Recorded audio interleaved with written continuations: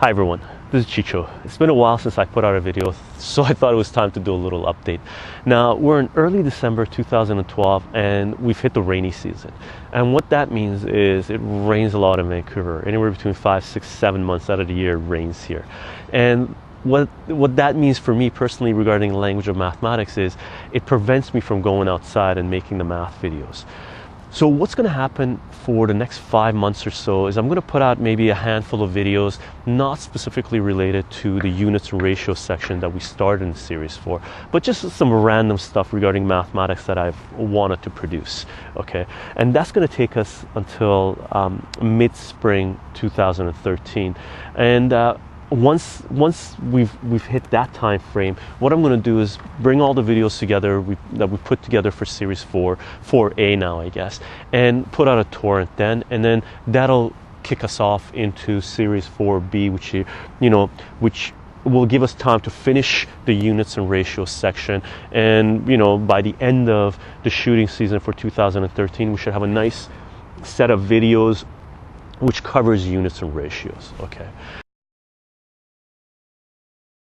In addition to just a handful of videos that we're going to try to put out in the next few months, I'm going to try to put some text together that's going to sort of bind, it's going to act as a glue for the videos, right? Because the whole idea of the site is to create an online video textbook, right? Based on some of the important topics that I believe that should be taught in high school mathematics, all the way up to calculus and probability and statistics. So what I'm going to work on in the next few months as well is writing some of the text that's going to glue all the videos together. Basically, text explaining some of the stuff that's going on, and then have the video instruction and then exercises and solutions, and just continuously build that, and put all the videos together as with the text as sort of a chapter in an online video textbook. And as far as this year goes, 2012, we got a fair bit done. We set up the website, we got our platform set up, we organized the data, we got the table of contents set up, the index set up, and we got a pretty good idea of how the information is going to be presented and how everything is going to flow, right? And that's where we are regarding math in real life and the language of mathematics. And I hope you like it. I hope you're making use of it.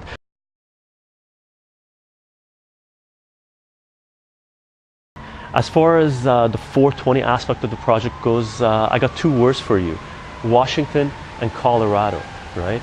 And what happened in the last elections was Washington State and Colorado voted to legalize the recreation of use of cannabis. And the legalization actually got more votes than the president, than Obama got, right? Which says a lot. And a huge thank you has to go out to grassroots organizations which mobilize and start presenting data and just show the mathematics of what America's war on drugs has done, which basically has been devastating our communities, has been destructive to society. And people looked at the data and went, wow, this is insane, and they voted to legalize the recreation of use of cannabis, right? And if you want to get a good grasp of where we stand right now regarding America's war on drugs, I put up a little article, called it this a brief summary of America's war on drugs, and I put it on 420 Math, and I provide the link in the description of this video.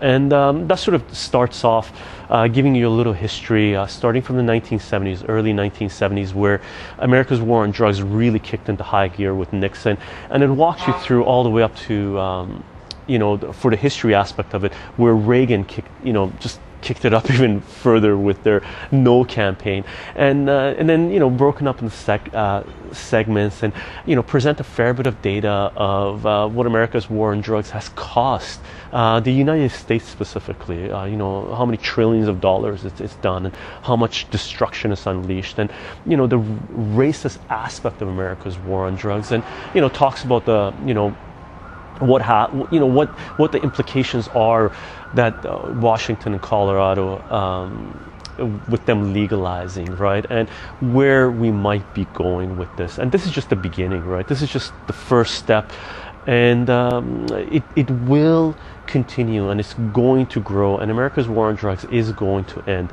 Right now there are states within the United States that have come out and said, hey, this is insane, we're spending billions of dollars fighting the federal war on drugs, where the education system is collapsing, the healthcare system is collapsing, the infrastructure is collapsing, right? And this has gone beyond the United States as well. Other countries have come out and said, states within the United States are legalizing. Why are we fighting America's war on drugs and devastating our countries, right? Mexico, Colombia, a lot of other countries have come out and said they're going to have to reevaluate America's war on drugs and figure out what they're going to do now that Washington and Colorado have legalized, okay?